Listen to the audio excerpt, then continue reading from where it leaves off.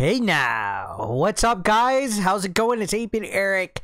Now I am actually going to do something that I've been wanting to do for quite some time, and that's start talking about TV shows and movies and stuff like that. Kind of like little thoughts, first impressions / reviews of stuff I watched. And I've been wanting to do this since like Mandalorian season 1 and Falcon and Winter Soldier and WandaVision and all that, but I just never get around to it. I always find myself so busy that by the time I can sit down and review anything about those shows, they're always done. Well, now I'm going to talk about Loki episode 1, which came out today as my dog starts barking. Come here, dog. Come here. Stupid dog. Yeah, come here. Yeah, little girl. I have a dog. She's such... If you watch my live streams, you'll see she always wants to be the ham of the night. She was growling at me, I guess. I don't know. Anyways, hashtag no editing. We're going to talk about Loki. So episode 1 finally happened. I stayed up late, extra late to watch it. I've been stoked. I need MCU in my life. I watched WandaVision. I liked it, albeit it was a little kind of slow and kind of weird, a little unorthodox, but in the end, it was a fun, quirky little adventure that translated well. It was a mixture of a couple of different story arcs and stuff that felt like a good little place, you know, in the MCU on its own, and it definitely made me care a lot more about Wanda and Vision as a whole. And one of my friends actually was in it. His name is Bobby Hernandez. He was the guy who gave Wanda her little ID badge back. I mean, not Wanda, Captain Rambo, her ID badge back at Sword headquarters, the guy behind the desk. Yeah. Random factoid. Now, Falcon and Winter Soldier, I liked. It was a little bit more grounded. You know, WandaVision was very wacky. Falcon and Winter Soldier was a little bit more grounded, a little bit more in the vein of like a buddy cop action movie flick, true to like the Captain America type of style of I guess filmography or choreography. I don't know. Technical babble aside, it was a little bit more down to earth. But now with Loki going into it, I feel this story has much bigger implications overall on the MCU than both WandaVision and Falcon and Winter Soldier did, solely for the fact that this actually involves the idea of multiverses and timeline changes. So Loki, this is 2012 Loki, fresh off stealing the Tesseract in Endgame and teleporting away. He finds himself getting captured by the TVA, who's like the time travel variant authority. Basically, their organization that is responsible for making sure that the sacred timeline, which is the main timeline of all the cosmos and all the universes, doesn't get disturbed. Well, Loki grabbing the Tesseract and taking off disturbed it. So basically what they do is they capture any of the variants of any kind of people that come off the sacred timeline and kill them, execute them, because it's a crime. Right? It's kind of cool. It's way out there. Like, as far as, you know, WandaVision was out there, but it didn't take itself too serious. It was pretty wacky. Falcon and Winter Soldier was pretty much straightforward, straight-laced, serious action. But Loki is on another level. It's like honestly, it just takes everything that you could think of and just spins it around, flips it, and does what it wants with it. Now, full disclosure, this is a spoiler video. So if you don't want to be spoiled, don't watch this. But I gotta say, when Loki enters the TVA and he's trying to escape and he's not able to, his powers are basically rendered useless. They're able to control him. It's kind of a humbling thing because Loki's not no slouch. I mean, he's not no Thor. He's not no Hulk. He's not, you know, some huge muscle man that has like infinite powers or anything like that. But he ain't no slouch. He's usually cunning. He's usually able to weasel his way out of anything. But he's legitimately under their beck and call. He's basically a prisoner in the TVA.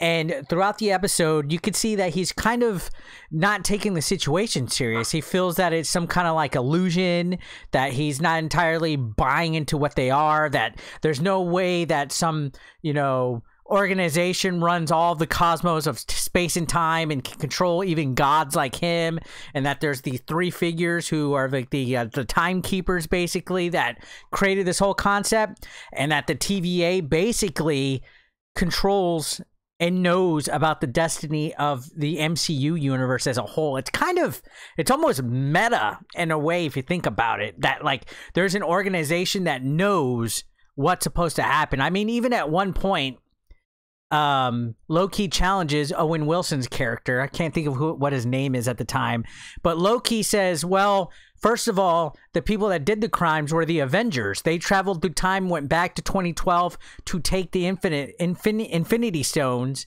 So why aren't they captured? And Owen Wilson flat out says that was what was planned in the sacred timeline, that was always the plan, the chain of events that was meant to happen in the main timeline. So they didn't break the law. And that's kind of meta. Like they knew that was supposed to happen. And since it went with the flow of time, it was okay. But Loki managing to take the Tesseract was not. You know, the whole thing with Hulk smashing Tony Stark flying and the Tesseract sliding at his feet and him going was never supposed to happen. So that's why they made a big deal about it. So most of the episode, Loki's trying to figure out, you know, why, you know, how is this possible, blah, blah, blah, doubting it. And you gotta remember, this is 2012 Loki, so he's still a scumbag at this point. He's not redeemed. He's not, you know, somewhat of a good guy at this point. He's not even aware of anything past the first Avengers movie. So there's a lot of lore and stuff that he hadn't seen at the time, but they cover this. Part of the, I guess, coaxing that Owen Wilson's character is trying to do, because they're trying to get Loki to cooperate with them in exchange for keeping him alive. Because they were going to execute him, but they're keeping him alive because they need him to do a mission for him. And that's because at the end of the episode, they reveal that there's a rogue variant of Loki out there that's disturbing more timelines, and they need Loki to take care of his variant. So I think that's going to be the main plot of this. I don't know if there's going to be multiple Loki variants. That's what I've heard rumor of. I also heard rumor there's supposed to be a lady Loki that's popping up somewhere. Maybe this variant is a lady Loki. But it's leading to that. I'm going to be interested to see where that goes, but it was pretty cool when they were trying to coax him. They actually showed him the future of where his path goes and what was supposed to happen. Instead of him taking the Tesseract, it shows the event of, you know, both Thor movies, Thor 2 and Thor Ragnarok. It shows what happens in Infinity War, where he gets killed. It shows a lot of repercussions, and at that point, it makes Loki decide, okay, you know what, I'm going to cooperate. And I thought that was kind of cool watching it. I was like, oh man, you know, how are they going to convince this Loki, who's the bad one essentially, to go along with it? But it actually shows a side of Loki that we haven't seen, because he finally deep down openly admits why he's the way he is, why he's bad, why he kills and stuff. And there's a great quote that he says in this, but I can't think of it off the top of my head. He just says because he has to create the illusion to I guess that fear has to be made to keep the illusion going or something like that. I can't think of the quote off the top of my head, but it was such a perfect self-description for his character and the way that he evolves and stuff like that. But they easily are able to coax him. He agrees to it. Along the way, there was a couple nice little neat little fun things again that I said. I know I'm jumping all over the place, but the one thing that really sealed the deal that he's powerless where he's at is the fact that one of the workers in the office had a drawer full of Infinity Stones. And he's like, these are Infinity Stones. Like, because he was trying to get the Tesseract out of the drawer. And he opens it, grabs the Tesseract, and he sees all these Infinity Stones, like several of them, like at least 20 of them plus. And he's like, these are Infinity Stones. And he goes, yeah, man, we just use them as paperweights around the office. The Infinity Stones that were literally the MacGuffin, the main plot point, the main power that all of the characters were trying to avoid Thanos getting, and all these villains were getting and acquiring across all of these movies.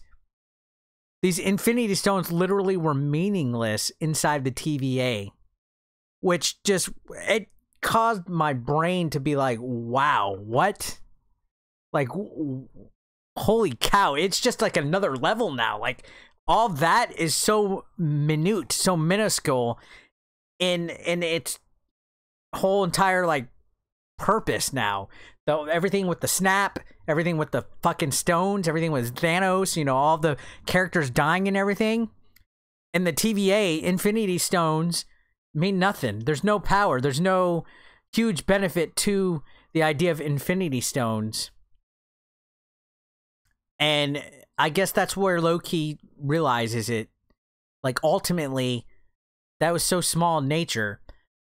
And now he's in a bigger situation. And this leads me to believe, because we still know Loki's the god of mischief. He's always going to cause problems. Is this a case of, if you can't beat them, join them?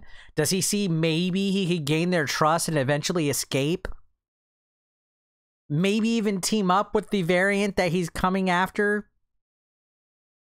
This can be interesting to see. Because, I mean, I don't see Loki literally seeing that just because the Infinity Stones don't work and that he saw his future, that he's going to just 100% turn. Like, maybe? I don't know. I think in the end we might see some kind of swerve where he's just using them to escape, and it leads on to the Doctor Strange movies or the Thor Love and Thunder movies or whatever. But it was definitely a pretty good start. They sealed the deal. It was a slow start, but nowhere as near as Falcon and Winter Soldier was, or WandaVision. Like, they cut right to the chase. If you didn't see the Avengers movies before, you really don't necessarily need to. If you're brand new to the series or to the franchise, yeah, it would help. But Loki pretty much kind of set up the stage and did a quick run through of events with him looking at, you know, his past events and the future events and what can happen. And it set itself up for something big. Like, it seems like this is going to be repercussions on a grander scale. And I always think time travel and multiverse stuff in movies and TV shows and video games is always a cop-out. And I personally still feel that it's going to be a tall list of expectations for the MCU going forward.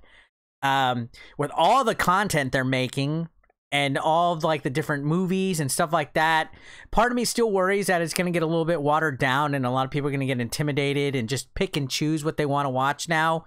Because we're entering a new era where it's characters that were even less known than the original ones. Like, the whole concept of the MCU is they were going to take characters that weren't as popular as like a Spider-Man or an X-Man and do something with it, and they succeeded. But now we're getting into crap like Eternals and Shang-Chi and, you know, stuff like that. So it's going to be, it remains to be seen what's going to happen. But I see a lot of potential with this Loki series. I'm honestly hoping Owen Wilson sticks around for almost all the episodes. I hope they didn't just like have him for the first episode and the last episode, because that would suck. He seems really good. Now, they did do a little bit of hints of Mephisto and stuff like that, but I'm really interested to see where this goes, and it feels like the implications for it are going to be humongous. It just generally, this episode just made the MCU feel like what we saw with the Infinity Saga seems so much more smaller of a situation than what's ahead of us. And I'm excited for it. So good beginning. Let me know your thoughts down below in the comment section, guys. I'd love to hear what you guys have to say. I'll see you on the next video.